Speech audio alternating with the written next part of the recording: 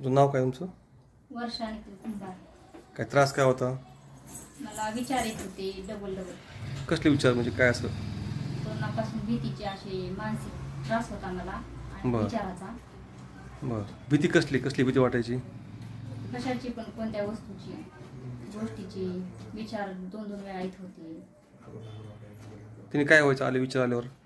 भीती वाटायची. अजून? छातीमध्ये धडधड होत होतं. बरं. झोप यायची का त्यावेळेस? नाही, झोप नव्हती. झोप येत नव्हती. तुम्ही अगोदर मी कुठं दाखवलं? बार्शी. मग त्यावेळेस काय फरक काही त्यांच्या वयाने काही? नाही जास्त नव्हता फरक. बरं. आणि आता कसं सध्या त्रास? आता त्रास नाहीये काहीच त्रास नाही आता? नाही.